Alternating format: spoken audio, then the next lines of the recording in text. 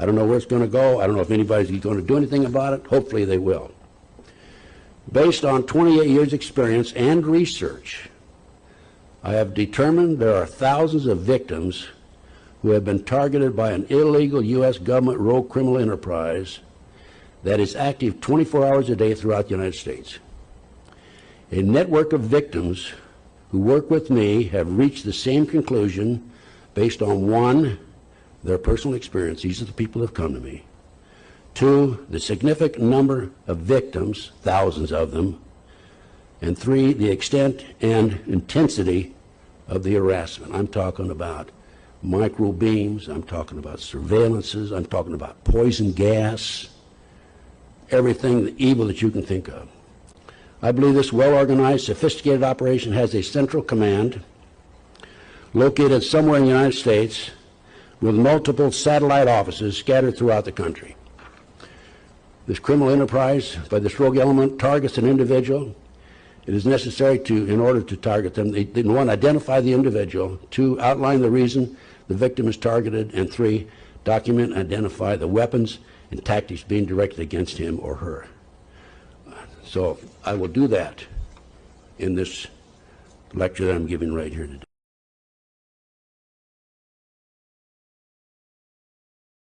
There is a conspiracy. This lecture is dedicated to all the corrupt politicians, the judges that allow guilty people to go to jail deliberately, and my number 2, my second webmaster is a victim of this. Not only the politicians and the judges, but the bureaucrats who investigate these matters. CIA, FBI, military intelligence. The real, most serious culprits of all are the military intelligence.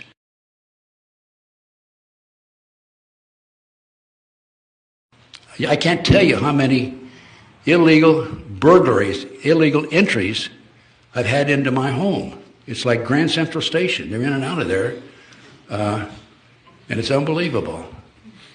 I took a trip when I was in Nebraska.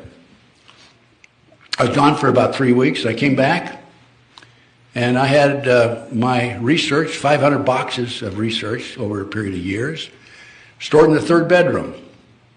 They helped themselves to 200 boxes of my research.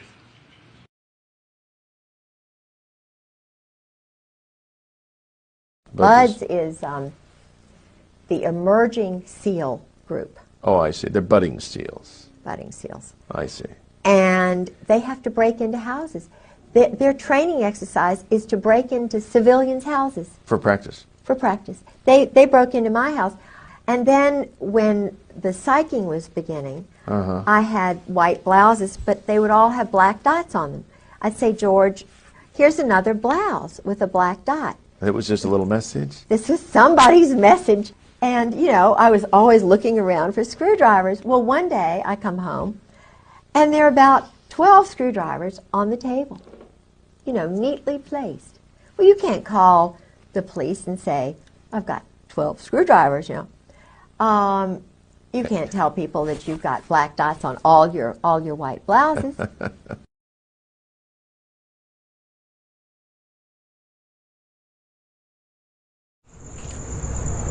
It's the thing nightmares are made of. You know, it's so creepy that I decided to have a bolt put on the door, and I'm having my son sleep in here with me. Creepy only begins to describe it. It's like an alternate reality, really. When she'd get home from work, Fasika Tafara started noticing things out of place in her home. You know, they were just all open, but what was weird is, so for example, they were open like this, but they were all at the same level. First, the windows, then lights turned on. Her cabinets pulled out. It's intended to let me know that somebody has been here. Gang stalking.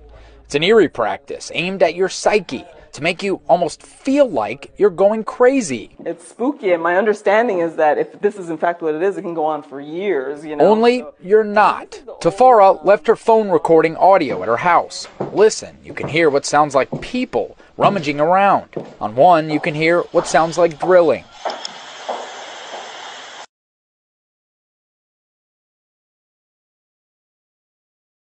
They're in and out of my car on a regular basis. I can, right here in L.A., I park down, I remember parking downtown, And I came back, and they do this all the time, turn the direction signal on. I start the car up, the direction signal's on.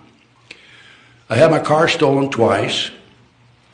I had my brake lines cut. I have had 2 windows shot out when I was standing nearby. They were intimidating me. They weren't real bullets, fortunately. They were air bullets. And that's what they're trying to do. They're trying to intimidate me. I've been poisoned in Las Vegas. I was poisoned. And what they did there, the only way they could have poisoned me is they had the condominium next to me, and they were pumping poison in through the air ducts.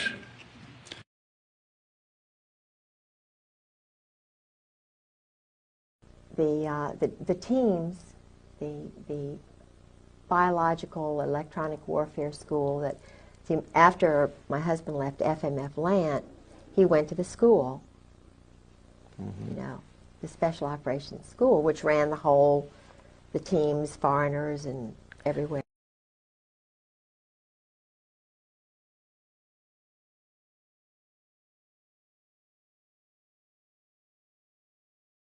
Okay, that kind of gives you, I think I laid the foundation pretty well, didn't I? Yeah. Okay, that just tells you what they're after. Okay, I'm not the only victim. There's thousands of Americans out there. By the way, I've been shot with a laser beam twice in my back. Fortunately, they're not very good aims. And my webmaster, Clarence Malcolm, been shot also.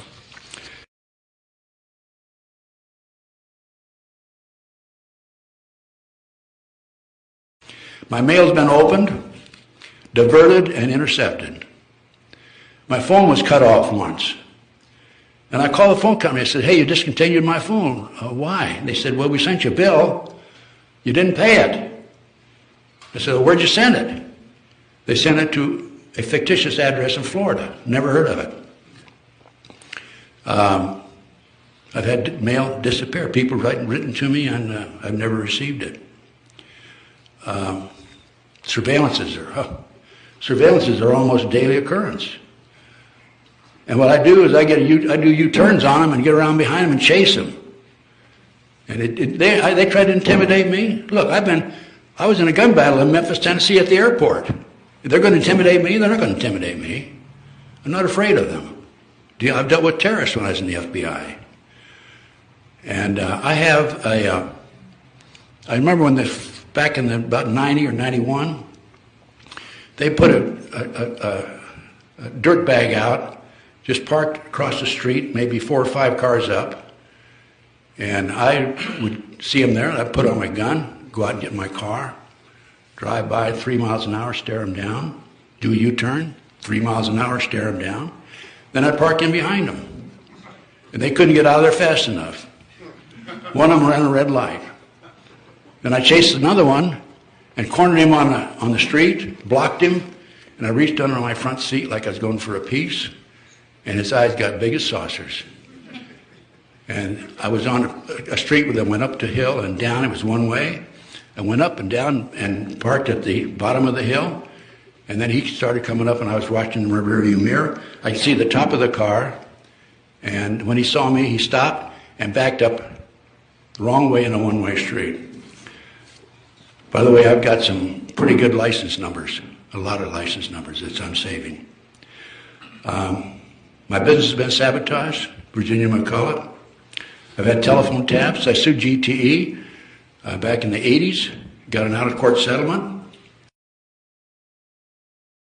The real, most serious culprits of all are the military intelligence. I've had threatening phone calls. I came back from a trip once, and I got up in the morning. I was looking for a file on a desk, and I had a phone call, 827. The voice said, male voice said, did you find your file? Click. They had a hidden camera in my house.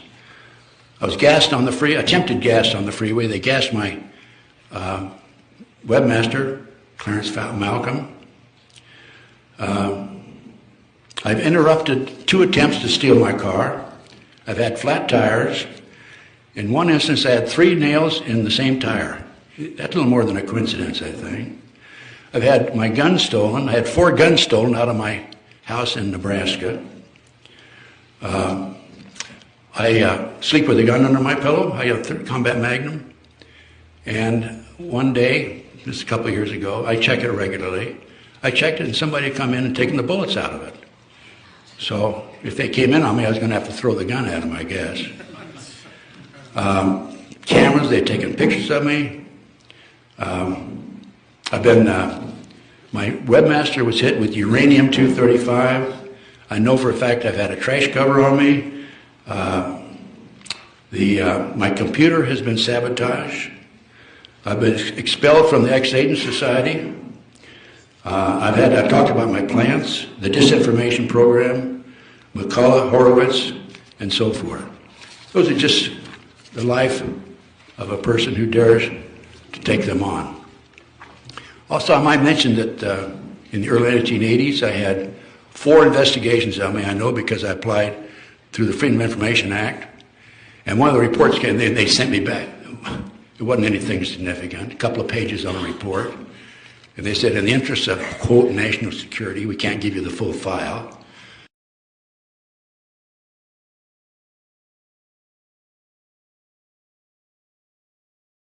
Because think of it this way. Think of it this way.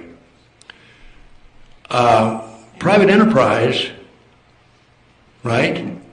If they invest money, they want a return on their money. There's no return on the money of these people running around chasing me on surveillances. You follow what I'm saying? In other words, there's no return. And who could finance all these operations that have been directed against me? Not only me, but other people, numerous other people. Who could finance that?